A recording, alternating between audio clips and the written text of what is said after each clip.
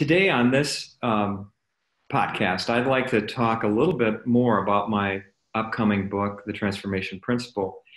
And specifically today, what I want to focus on is that time we could say hitting bottom. In AA, they call it hitting bottom, or we hit the wall, or we're painted into a corner in life and we're just kind of up against it. And whatever it is that had served us in the past, whatever ways that we've used to cope with life, whether it be alcohol, drugs, a busy mind, being addicted to the internet, workaholism, whatever our coping mechanism was, it seems to have quit working and we're kind of at a loss. And that is oftentimes, not always is it done that way, but that's oftentimes where we begin another transformation or begin the process of transformation. So that's what I want to focus on today. And I want to begin by reading a little quote from one of my favorite oldest authors, a Sufi poet named Rumi. Think how it is to have a conversation with an embryo. You might say, the world outside is vast and intricate. There are wheat fields and mountain passes and orchards in bloom. At night, there are millions of galaxies, and in sunlight, the beauty of friends dancing at a wedding. You ask the embryo why he or she stays cooped up in the dark with eyes closed. Listen to the answer. There is no other world. I only know what I've experienced. You must be hallucinating. So before we reawaken to our true essence, we're trapped in an eggshell of our own ego. We're trapped in an eggshell of our thought system, all the things that we've come to believe, all the things that we've come to identify as who we are. And at some point, life deals us a blow and it cracks a little bit of that egg and a little bit of light comes in. And that moment is sometimes an opportunity for humility, hope, and a willingness to look deeper, to see something beyond the world of the embryo that we've known, the world of the ego, the world of our belief systems. And later in the book, and I'm not going to talk about that today, I talk about the myth of hitting bottom, which we often talk about in 12-step programs.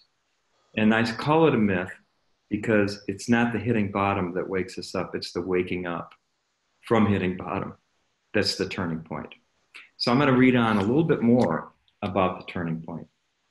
The story of each person's downward spiral is unique with infinite variability. Just read the latest diagnostic and statistical manual for psychological disorders and see the many ways human beings innocently can lose their way to awakening. It is an ever-growing list of labels and diseases. For some, the ego takes the form of addiction to many outside things, such as drugs and alcohol, food, shopping and possessions, power, sex, love, and relationships. For some, it takes the form of mental illness, depression, anxiety, psychosis.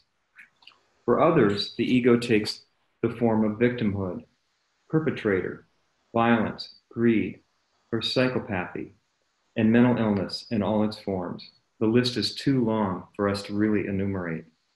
Some personas appear positive, as in workaholism, self-righteous religiosity, rigidity, and superficiality.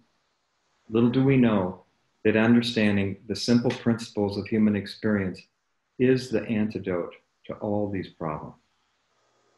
If we are fortunate to become aware at some point that our coping mechanisms no longer work and we are painted into a corner, where the only way out is up, we may turn to others for help, or we may turn within and surrender to some elusive power for an answer.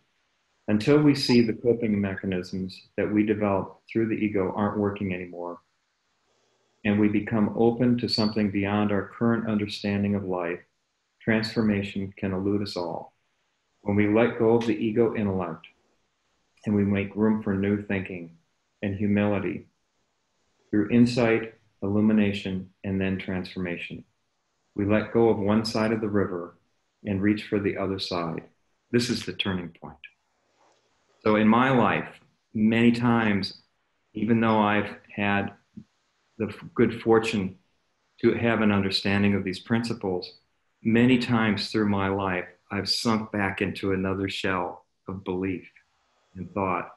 So this is an ongoing process. When I had my Lyme's disease, as I talked about on another video, that was one of those points where I felt so trapped in my pain, in my illness, in my identity with that, that I once again found humility and my beliefs collapsed. And that was a transformation again. So that's a little glimpse, another little glimpse into the book, The Transformation Principle. And I'll continue to be sharing those with you. Thank you.